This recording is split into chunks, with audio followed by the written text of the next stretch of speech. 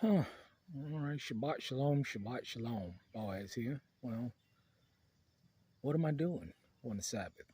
Well, I'm just chilling on the Sabbath. I'm checking out what the sheep doing in my hammock. I'm literally chilling in the shade, drinking some lemonade, and enjoying the blessings that Yah has bestowed upon me. As we look at what's going on in society today and the literal moral decline that we're experiencing, uh, you can trace it back to the time of old. And one of the biggest things that is plaguing our people is fear. Uh, and especially and particularly feareth of man, because the fear of man bringeth a snare. And this is what we're seeing right before our very eyes. What happens when you fear man instead of fearing Yah? And let me tell you, there's a difference between reverence and fear. There's a difference between honor uh, and fear. And people, they what they do.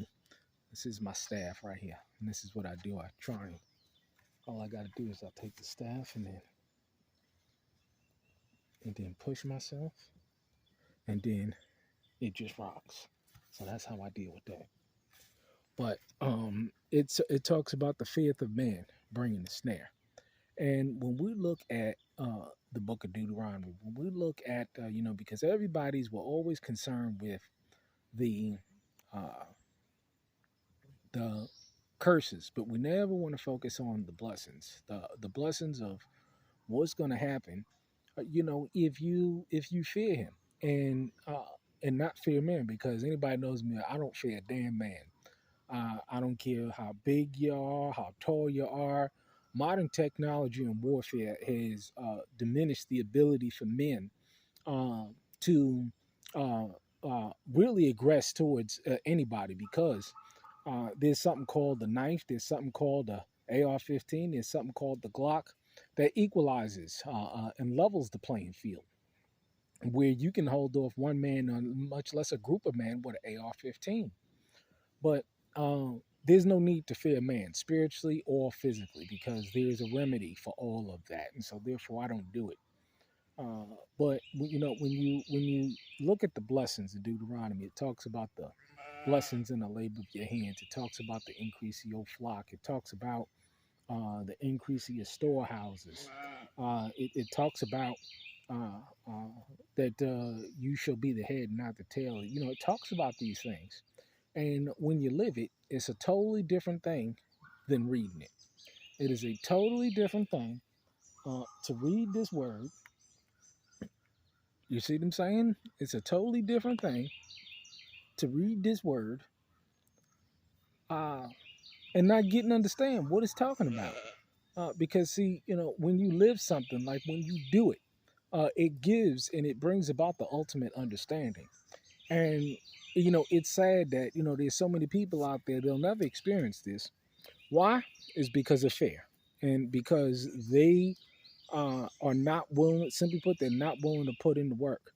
And a lot of people, it's sad. We live in an age and a time where, just people just want to get told what to do. They can't think for themselves. They can't produce anything for themselves. They can't do any of those things. And so, therefore, you have the tyranny of men coming in and really just wreaking havoc on folks today.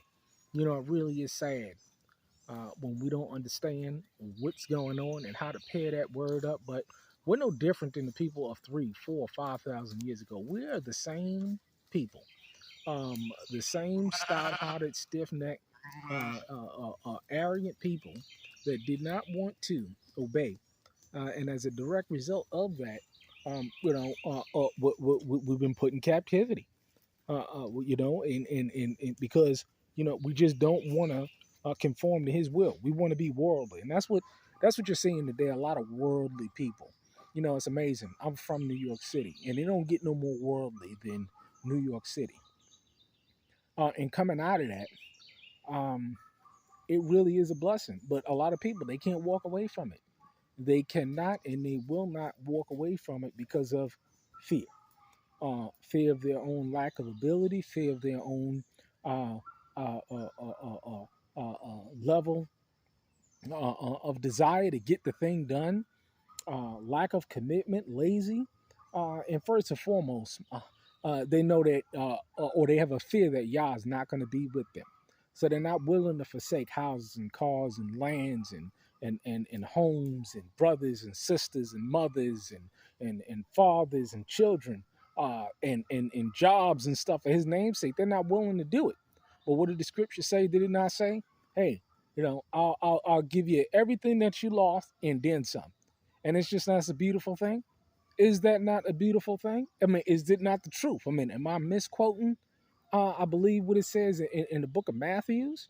He said He gonna give you everything in this life and in the next, and that's my testimony. That's my testimony. Has there been, and it will continue probably to be challenges, but I've overcome every single challenge.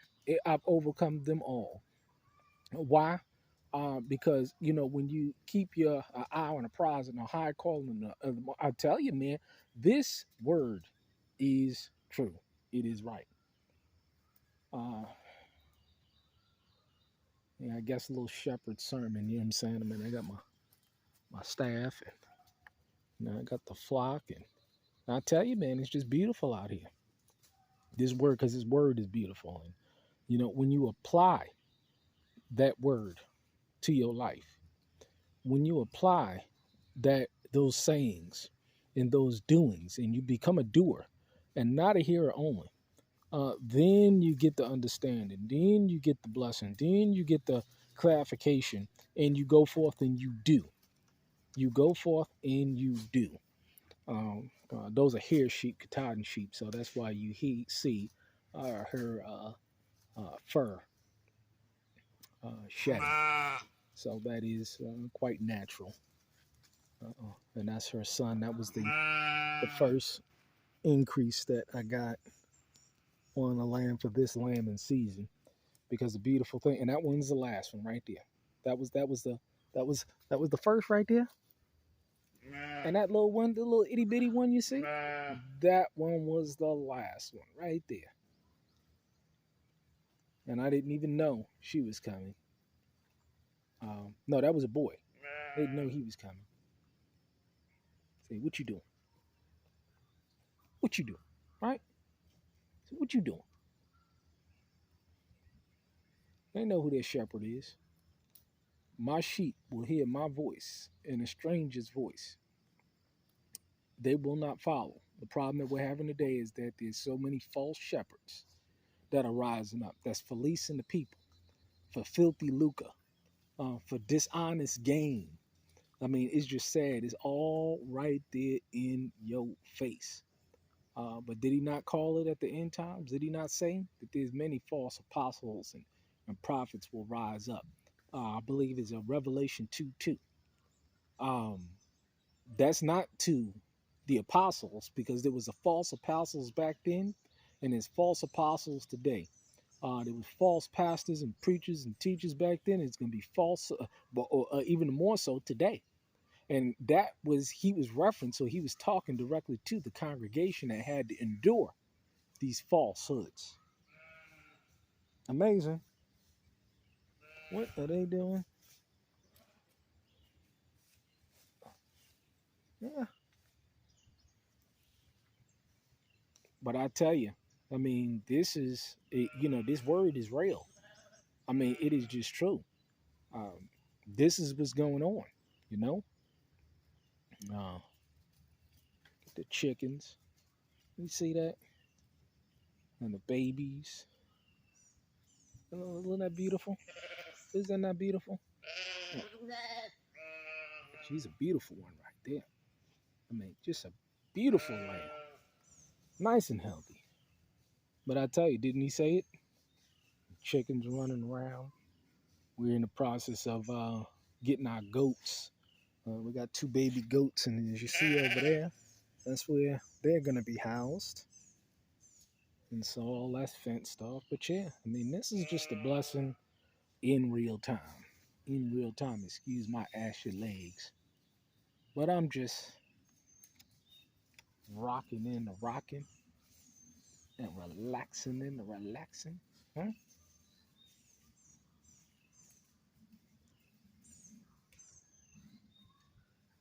It's just a beautiful life.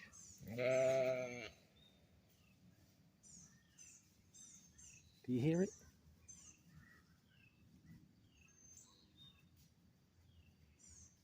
I hear my children. I hear the sheep. I hear birds chirping. You know what I hear? A good life.